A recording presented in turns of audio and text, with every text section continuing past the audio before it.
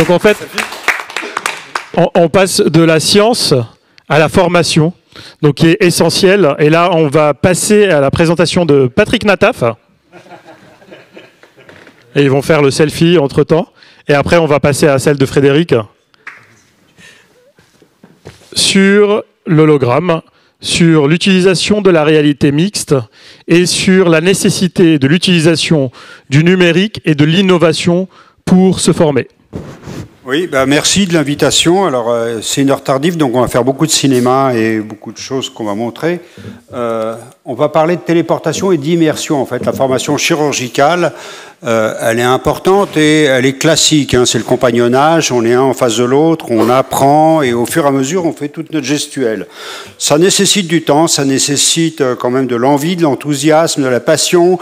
Ça prend beaucoup de temps et les chirurgiens sont de moins en moins enclins, les jeunes chirurgiens de moins en moins enclins à être patients comme on a pu l'être là c'est pour les jeunes chirurgiens, comme on l'a pu être nous dans l'ancien temps.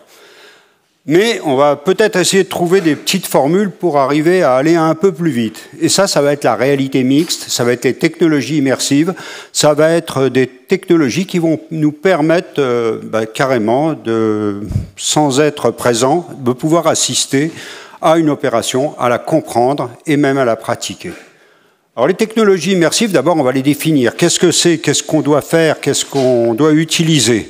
Alors vous avez tous entendu parler de simulation avec la réalité virtuelle, l'immersion dans un environnement virtuel, c'est le métaverse, c'est quelque chose qui est complètement construit par des développeurs, c'est pas vraiment la réalité. Nous, chirurgiens, on a besoin de la réalité, on a besoin vraiment de l'existant. Et on va parler plutôt de réalité augmentée. On va intégrer des éléments digitaux en 3 dimensions dans notre réalité et dans un environnement réel. Donc, par exemple, là, je vois mon cœur, je vois mon artère interventriculaire antérieure. Ma main virtuelle va me montrer où elle est, parce que je ne sais pas vraiment où elle est. Et il y a quelqu'un à l'extérieur de mon champ de vision qui va venir dans mon champ de vision pour intervenir. Il y a mieux encore, parce qu'on voit que les éléments peuvent être digitaux en 3D, mais si on peut interagir avec, c'est encore mieux. Et ben voilà, on interagit avec un élément 3D, première transplantation numérique du monde, cardiaque, et on arrive à interagir pour mettre ce cœur dans le thorax. C'est la réalité mixte. Donc une fois que vous avez ça, il faut utiliser du matériel. Le matériel, c'est des casques de réalité mixte. Vous connaissez tous les casques de réalité virtuelle. Le casque de réalité mixte, c'est ce qui permet de voir la réalité et interagir avec les casques, avec l'environnement en 3D. Il y a MetaQuest, c'est Meta, HoloLens, c'est Microsoft, il y a HTC, il y a Magic Leap, il y a le Visio Pro d'Apple et surtout il y a une start-up française, européenne maintenant, donc, qui est très performante et qui est compétitive avec toutes ces utilisations, mais le but, c'est le même, quel que soit le casque utilisé, le but est le même. C'est quoi? C'est d'abord apprendre. Apprendre, c'est reproduire la gestuelle. Comment, pourquoi, comment on va faire pour reproduire la gestuelle avec ce casque de réalité mixte? Il faut déjà digitaliser nos mains, on va traquer nos mains, on appelle ça le hand tracking. La main du chirurgien, en fait, elle est digitale et il pourra reproduire des mouvements. On est des chirurgiens, on veut une représentation qui est précise. Donc les petits éléments digitaux, on peut les attraper facilement. On arrive donc à reproduire la gestuelle avec précision. C'est important pour un chirurgien. Mais également, on travaille avec des outils virtuels. Ces outils virtuels, on les reproduit et on apprend à s'en servir, ces outils virtuels. Donc, ils peuvent être utilisés et on peut enseigner donc à un chirurgien déjà comment tenir un instrument, c'est déjà pas mal. Après, il faut des professeurs quand même. Professeurs, il faut les créer parce qu'on est plein, mais on est toujours très occupé et donc on peut presque se cloner. Et plus on se clone, plus l'étudiant, plus l'apprenant, plus le jeune chirurgien va pouvoir avoir affaire avec l'enseignant, avec le professeur qui va lui montrer beaucoup de cas d'usage. Et pour le cloner, on va le digitaliser également, le professeur, et on va le rendre en hologramme. C'est une capture vidéo qui permet, en créant des cas d'usage, de créer nos hologrammes, nos propres hologrammes, et nous apprendre à faire certains gestes. Vous me voyez là avec mon casque, et dans mon casque, je vois mes hologrammes, c'est moi en fait. Si je lève mon casque, je me demande où je suis passé, et il m'apprend à faire un nœud, il pourrait m'apprendre à défibriller un cœur, il pourrait m'apprendre à disséquer. Mon hologramme est avec moi, il est présent, même s'il n'est pas là. Ensuite, une fois qu'on a fait tout, on a ces outils, on utilise la gestuelle, on utilise les mains, on utilise les instruments, on arrive à nous cloner, on arrive à nous créer nos avatars, et ben, il faut également reproduire l'environnement réel en direct et même se téléporter, c'est-à-dire que ce qu'on a créé, en fait, on peut rester dans notre bureau et entraîner quelqu'un et reproduire l'environnement. Pourquoi? Et avec un matériel relativement simple, ça c'est une caméra à 360 degrés qui permet de voir l'environnement à 360 degrés. On reproduit le bloc opératoire à 360 degrés et on voit tout ce qui se passe dans le bloc opératoire parce qu'on est dans le bloc opératoire quand on visualise, grâce à notre casque de réalité mixte, cet environnement à 360. Et qu'est-ce qui se passe après? Une fois qu'on a reproduit ça, eh ben, on passe à distance, en direct, à 360 degrés, proche de ce qu'on fait. Alors regardez la première application, là c'est à Poitiers, dans le laboratoire d'anatomie, et on va regarder une petite dissection anatomique à distance. J'attrape ma petite bulle, et dans ma petite bulle, hop, je vais rentrer à côté des chirurgiens qui sont en train de faire leur dissection, et je peux observer exactement tout ce qu'ils font. Moi, je suis complètement libre, je suis à distance. Là, je suis dans le même laboratoire, mais j'aurais pu être dans mon bureau, j'aurais pu être à Paris, j'aurais pu être ailleurs, et vous allez le voir qu'on peut le faire également. On peut donc se téléporter juste pour regarder. Ça, c'est déjà un très bon point, parce que regarder, se téléporter et être à distance, c'est plutôt pas mal. Regardez, l'équipe chirurgicale, elle est là-bas. Et la bulle, elle est là. Hop, je vais rentrer dedans nouveau parce que j'ai pas bien vu. Et je rentre dedans et je vois vraiment tout ce qui se passe. Et je regarde les gens opérer à distance et je vois exactement ce qu'ils peuvent faire. Plus je me rapproche, plus c'est. Alors, on a été un peu plus loin quand même. Et là, les derniers congrès, c'était il y a une dizaine de jours. C'était le 8 novembre à Monaco. Ce qu'on a fait, c'est... Alors là, j'aurais pu le faire, mais il est un peu tard. On nous donne toujours les derniers horaires. Et pour voir un bloc opératoire qui marche à cette heure-ci, il n'y en a plus beaucoup.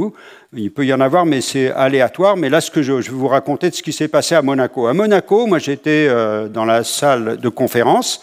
Il y avait mes ingénieurs qui sont là dans leur bureau ou dans le bloc opératoire à l'hôpital Bichat.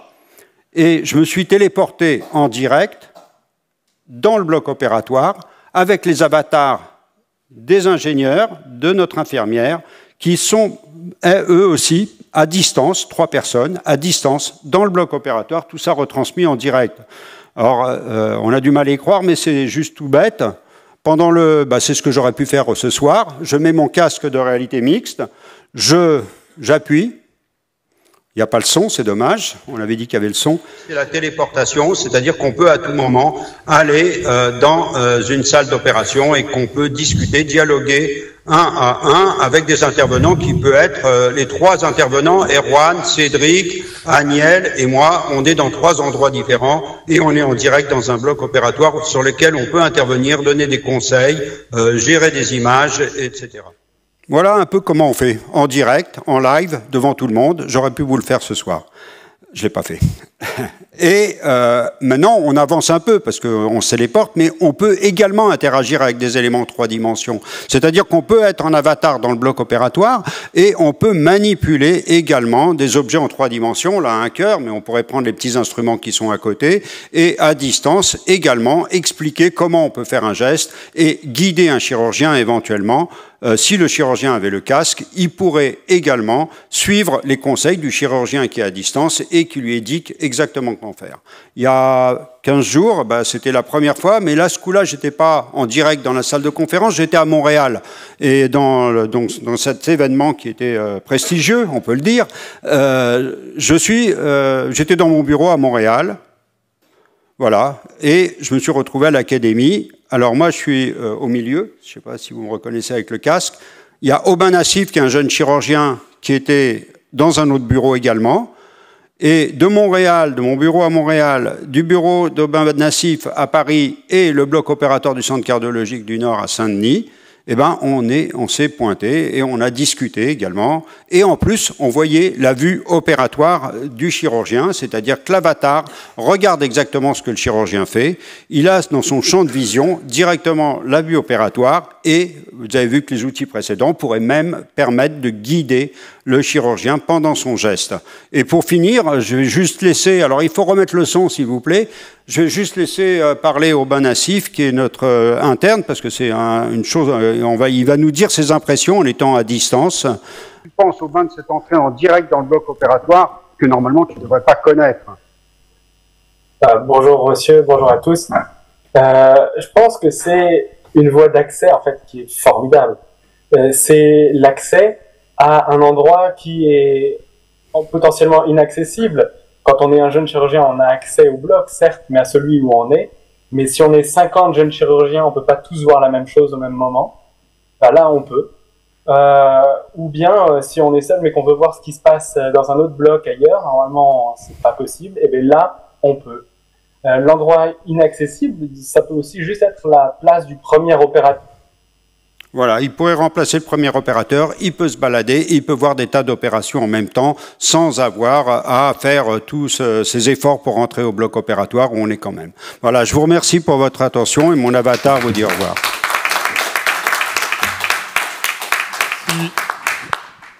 Merci beaucoup pour cette présentation. Il y a un parcours de formation qui est très intéressant parce que là, on voit que c'est un parcours, hein, c'est un compagnonnage tout au long de la formation du jeune chirurgien avec une téléexpertise aussi à distance qui est très intéressante pour pouvoir collaborer et surtout transmettre ces informations et cette pédagogie aux jeunes chirurgiens. Comment et quelles sont les prochaines étapes pour faire accepter en fait ces innovations dans les différents blocs opératoires? Je sais qu'il y a certains qui sont réticents, mais qu'est-ce qu'on doit faire? D'abord, il faut y croire. Donc pour y croire, il faut le voir. Vous l'avez vu. Là, je ne l'ai pas vu vous le faire en direct, mais si je vous le faisais en direct, vous y croirez encore plus. Donc il n'y a pas de bluff là-dedans. On est vraiment dans le bloc opératoire. Et à 360 degrés, on y est réellement, on peut se balader, on peut tourner, on peut visualiser pratiquement tout ce qui se passe. Il n'y a pas juste le geste du chirurgien, il y a l'organisation. Comment l'infirmière présente ses instruments, comment elle va travailler, comment le perfusionniste pour la chirurgie cardiaque travaille également. Tous les modes de simulation sont possibles en étant à distance et sans danger.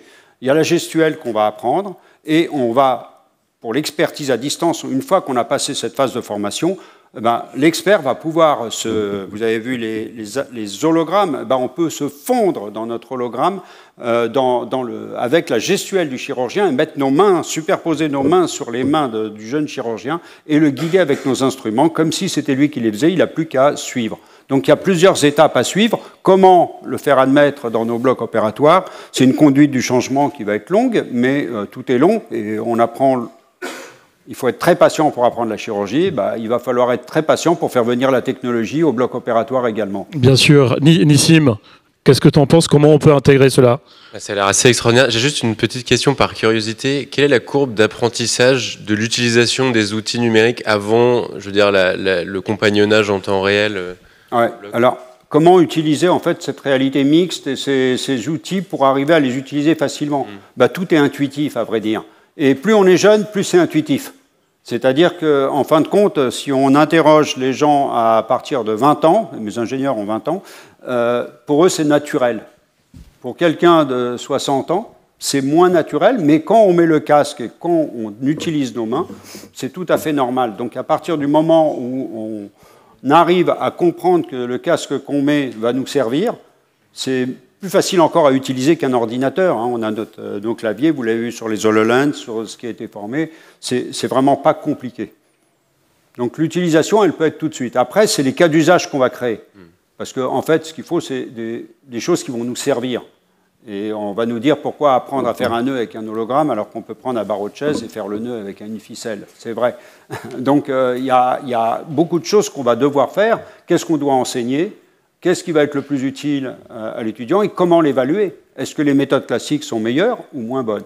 Il y a une chose qu'on apprend en chirurgie et qu'il faut retenir, c'est qu'on est toujours un en face de l'autre. Quand on est un en face de l'autre, on a deux champs de vision différents, on a deux gestuelles différentes, et quand le deuxième opérateur, l'assistant qui apprend, se remet à la place du chirurgien opérateur, il retourne à zéro pratiquement, même s'il connaît tous les gestes. Alors peut-être qu'il les connaît, mais il ne sait pas les faire, et il ne les a pas compris, et il doit se réadapter dans son champ de vision. Là, c'est complètement différent. Le chirurgien qui va venir visiter l'opérateur expert, il va pouvoir se superposer à lui et être dans son champ de vision et dans sa gestuelle. C'est complètement différent et beaucoup plus intéressant. Oui, je voulais féliciter Patrick, parce qu'effectivement, on était, il y a un mois, comme tu l'as dit, au ministère d'Enseignement supérieur, et on a eu une retransmission en direct depuis le Québec. Et donc, on a été télétransporté grâce à Patrick, et ça a été un choc pour beaucoup de participants, même des membres du gouvernement, du cabinet du ministère de l'Enseignement supérieur étaient là, et du ministère de la Santé. Ils ont été complètement bluffés par... alors c'est vrai que les questions qui ont été posées là, précisément auxquelles tu as commencé de répondre, c'est-à-dire le cahier des charges pédagogiques, finalement, de l'emploi de cette nouvelle manière d'apprendre, comment le construire, montrer son efficience, son efficacité, l'évaluation de la performance du geste après un entraînement holographique. Voilà, ça j'imagine, ça reste à faire, mais il faut voilà, encore beaucoup de patience et de collaboration de jeunes opérateurs, parce que ce que tu as dit sur la capacité intuitive qu'ont les plus jeunes d'entre nous pour comprendre tout de suite, sans forcément un mode d'emploi détaillé, et ça va tout de suite, ils trouvent le truc pour se pénétrer et s'approprier l'outil. Donc c'est un peu peut-être comme ça qu'il faudra faire différents publics, des grands experts, on va les évaluer autour, etc. C'est pareil, hein. Donc se comparer, et donc toujours le sujet fondamental, c'est l'évaluation, mais à partir peut-être d'un cahier des charges raisonné et organisé pour une méthode pédagogique d'enseignement. Ouais. Attends, je voulais dire. Je t'en prie. Non, c'est juste un mot, Patrick. Non, j'aimerais bien que ton avatar puisse se rapprocher beaucoup plus du bloc je veux dire du lieu, enfin de l'incision ou du robot, etc., etc. Et je pense que c'est véritablement un objectif, quoi. Ah bah, on le fait là. Mais quand je suis avec un casque ici, mon avatar il bouge plus. Ou alors je bouge. Oui. Vous m'entendez plus. Oui. Mais moi je veux dire que je peux faire le tour de la salle et je peux me superposer à l'opérateur. Mon avatar sait faire ça. Donc il n'y a pas de problème vis-à-vis. Et quand je vous ai mis vous avez Robinax avec les doubles caméras en 3D. Il suffit d'avoir le champ de vision de l'opérateur, même si on est un peu éloigné, et on est en direct sur le champ de vision et sur la gestuelle de l'opérateur. Ce que je voulais te dire, c'est que nous, on voit, en tout cas pour le RoboCat, etc., toutes les manipulations à distance. Il faudrait aussi que l'avatar puisse prendre les commandes, mais je ne vois pas pourquoi il ne pourrait pas prendre les commandes. Là, il y a toute l'appréhension. Oui, mais... Non, il pourrait guider. Mais Non, je crois que toi qui imagines beaucoup, tu ne vois pas assez loin, là. Je pense que véritablement, c'est... Voilà, ce qui va dire... Je ne vois pas assez loin, mais je vais vous dire. On a un projet financé par l'Agence nationale de la recherche où il y avait 3 étapes. La première étape, c'est celle que je viens de vous donner. La deuxième étape, c'est l'étape d'IA qui va guider carrément. Et la troisième étape, c'est le robot qui remplace le chirurgien. Les jeunes chirurgiens, ils n'aiment pas que je dise ça. Donc on va y aller quand le robot remplacera le chirurgien. Il y en a encore pour quelques dizaines d'années, donc on peut continuer à apprendre la chirurgie, je pense. Il y a des étapes intermédiaires. Tout ce qu'on construit, c'est des étapes intermédiaires. Il y a des robots autonomes. Oui. Ça sera la finalité. Mais, à ce stade, pour toi, quelles sont les principales applications? C'est plutôt la formation initiale, la formation continue, le télémentoring? Qu'est-ce qui te paraît le plus... Non, il y a 2 grandes étapes, en fait. On va passer de la formation initiale à la formation continue. Quand on est un jeune chirurgien, on est déjà presque en formation continue, parce qu'on a déjà quand même, généralement, quelques années d'expérience quand même, hein, parce qu'on prend du temps pour apprendre notre chirurgie quand même. Ça devient de la formation continue et ça devient de la formation qu'on peut faire en préopératoire, de la navigation préopératoire, de l'apprentissage de la gestuelle. Et pour l'instant, on n'a pas besoin de réglementation. Nos casques devront être certifiés conformes pour être au bloc opératoire. Il y aura un problème de responsabilité. Donc, pour l'instant, si on fait que de la formation, et là, je vous l'avais vu à Poitiers sur le laboratoire d'anatomie, c'est parfait. On n'a pas besoin d'avoir 50 corps pour apprendre à disséquer. On pourra être à distance pour apprendre et il suffira d'avoir des modèles suffisants, des simulateurs suffisants, même un peu, non seulement le jumeau numérique, mais peut-être les jumeaux hybrides, un peu de solide et beaucoup de numérique, pour arriver à reproduire des gestes. Ça sera la formation où il n'y aura aucune réglementation qu'on pourra utiliser à volonté. Après, il y a la navigation préopératoire, où on va savoir, on va apprendre avant sur nos jumeaux du patient comment et quels vont être les pièges de l'opération. Donc on va apprendre à raisonner, à avoir une stratégie. La troisième étape, et ça va être l'étape où il va y avoir la réglementation et l'aspect juridique et de responsabilité et éthique, c'est l'expertise à distance. Je vais opérer quelqu'un à distance ou je vais aider quelqu'un à distance, c'est comme un peu les voitures autonomes. Qui est-ce qui va être responsable s'il y a un crash? Et donc là, tout va se poser, mais on a encore un peu de temps pour, parce que la technologie, même si elle a avancé, elle n'est pas encore suffisante pour être utilisée aujourd'hui. Donc il faut être très prudent. Utilisons-la pour la formation, avec ce qu'a dit ce que tu as dit tout à l'heure, c'était, c'est-à-dire l'évaluation. Et là, c'est l'Académie de chirurgie, c'est les instances institutionnelles qui doivent nous guider et nous donner des plans. Là, j'ai pas de remède magique. Il faut avoir un gros travail maintenant qui nous permettra de savoir quel cas d'usage et comment enseigner. Et après, l'expertise à distance, oui. L'expert n'a plus. On fait du proctoring tous. On va apprendre à distance, en se baladant, en faisant des voyages intercontinentaux pour apprendre ou pour enseigner. Là, on n'aura plus besoin de bouger. On va être tranquille dans notre bureau. Sur des modèles pédagogiques, par exemple, en fonction de la complexité de l'acte, parce que tu peux peut-être plus facilement te télétransporter dans un TAVI, par exemple, que dans un Bental, où c'est remplacement valvulaire, etc. Donc il faudra peut-être franchir un certain nombre d'étapes, mais peut-être définir quelques modèles sur lesquels on peut apprendre progressivement, puis après progresser. Absolument. Si on part de l'interventionnel à la chirurgie complexe, c'est aussi également une progression qu'on pourra réaliser. Puisque Guillaume Le Breton et Pascal Lepras sont en train d'opérer, on va prendre le temps de la pitié pour continuer les questions-réponses. Une question ? Merci beaucoup. Juste une question en fait très rapide, donc tout à fait spectaculaire. Je voulais justement savoir sur le plan technique ce que ça représentait comme type d'investissement pour être adaptable dans des blocs, etc.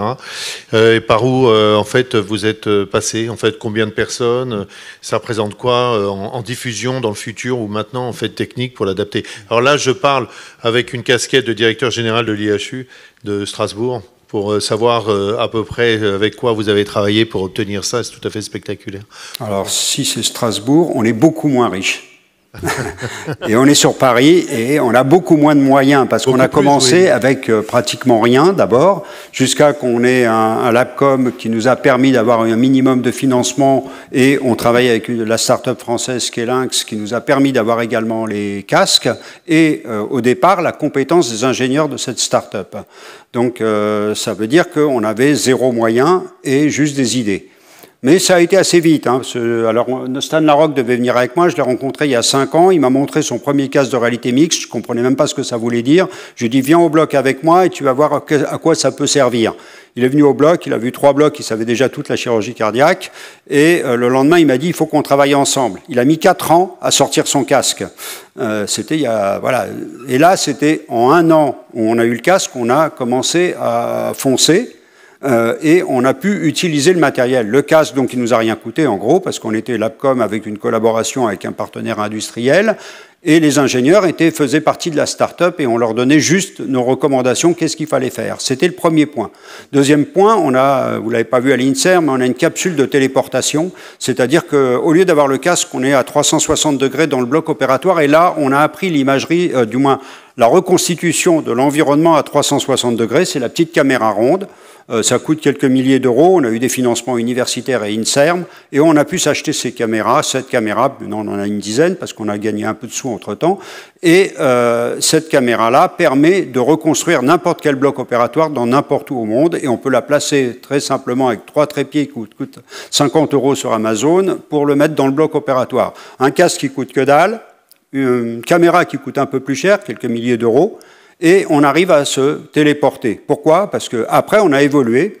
On a pu avoir des ingénieurs, 2 ingénieurs, un stagiaire qui est là, c'est Cédric. Il est stagiaire, il est encore en école d'ingénieur, il lui reste 2 ans à faire. Et un ingénieur qu'on a pu embaucher. Et il y a 1 mois, quand je peux le dire, quand je t'ai appelé, j'ai appelé Conabert et je lui ai dit, il m'a demandé est-ce que tu veux venir présenter ton truc. J'ai dit, je serai à Montréal, je peux pas. Et en venant, je lui ai dit, si tu veux, je me téléporte. J'avais aucun moyen de me téléporter, c'était il y a un mois avant. Mais je lui ai dit, ouais, si tu veux, je verrai. Si une semaine avant, je vois que je peux pas me téléporter, je le fais pas. Je vais voir Cédric et je lui dis, Cédric, il faut qu'on se téléporte parce qu'il y a l'Académie de chirurgie qui nous demande de Montréal de se téléporter. En un mois, on a construit les avatars, on a appris à les articuler et on a pu faire cette combinaison avec ce petit système. Donc, on n'est pas encore au niveau de l'IHU à Strasbourg, mais on arrive à faire des petites choses à Paris. Voilà, mais voilà un peu si on me demande quels moyens. Une très belle modestie. Hein. Voilà de la technologie frugale dont on parlait tout à l'heure, qui nous intéresse aussi beaucoup. Voilà de la technologie purement frugale. Ouais, frugale. Voilà. Vous pouvez travailler ensemble. Ouais, j'espère. Ben voilà. Après, à Chirurgie 4.0, on fait des partenariats. Ouais. Un partenariat très intéressant. C'est un club d'affaires ici. Ça doit être le 5e depuis le début du congrès 4.0. On voit les gens repartir, bras dessus, bras dessous. On va faire ci, on va faire ça. C'est formidable, oui. Très bien. Donc là, on va passer aux 2 dernières questions. La spécificité de Azaria par rapport à ce qu'on vient de voir. Quelle est cette spécificité ? Eh bien, la spécificité d'Azaria que j'ai eu le plaisir et l'honneur de présenter ce matin, oui, à midi, c'est que Azaria, au contraire de l'application que développe très très bien d'ailleurs notre ami Patrick, c'est que Azaria s'occupe avec Eagle Eye, s'occupe de l'intervention, d'assister le chirurgien pendant l'intervention, et donc pas de le former, ce que vous faites, mais nous de l'assister, simplement en agrégeant au travers d'un casque de réalité augmentée, et c'est là où on est effectivement commun, parce qu'on utilise les casques de réalité augmentée pour visualiser en 3D. Ça, c'est le point commun. Le mot important, c'est la 3D, c'est la vision en 3D. Cette vision en 3D, soit on l'a dans le cadre de la formation, ce que fait très bien Patrick, ce qu'a très bien compris Patrick, en particulier en utilisant la capsule de téléportation. Et nous, ce que l'on fait, c'est qu'on utilise des objets, non pas des avatars, mais des objets, que ce soit des écrans virtuels qui sont issus de la transformation des écrans réels, que l'on projette devant l'œil du chirurgien, ou que ce soit les modèles 3D que l'on voit en 3D préopératoire que l'on met sous l'œil du chirurgien.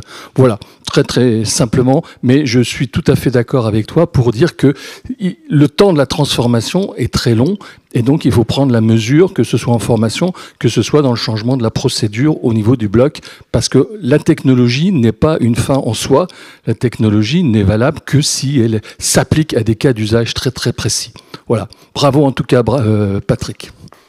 Merci pour cette précision. Je vais quand même donner la parole à Maxime, parce qu'il a aussi l'outil qui est indispensable, et je vais inviter Frédéric à se préparer pour sa prochaine présentation sur le JARCA. Bien évidemment, on fait tout cela pour pouvoir se former et pour pouvoir réaliser des conférences au niveau national. Et c'est ce que 2 associations, 3 ou 4 associations ont réalisé. C'est ce qu'il va nous présenter, Frédéric. Maxime, ton avis par rapport à cela, est-ce que ton outil est-ce qu'il est complémentaire ou en concurrence ? C'est complètement complémentaire et c'est bien pour cela qu'on a commencé à proposer aussi à Patrick de travailler ensemble. Nous nous sommes déjà rencontrés pour apporter le point de vue première personne. Et effectivement, c'est ce que tu évoquais, Jean-Claude, tout à l'heure, à très juste titre, c'est la possibilité également de venir au plus près. Et là, il y a besoin d'autres types de caméras. Enfin, on pense qu'on pourra apporter quelque chose à Patrick. Et je pense qu'on apporte tous des briques. Tout le monde a une petite portion de la lucarne. Et quand on a l'addition de tout ça, c'est ce qui nous donnera la plus grande lumière. Et je pense qu'on peut être quand même fier de ce que toute la communauté fait ici. Merci. Très bien, merci. On va passer à la prochaine présentation.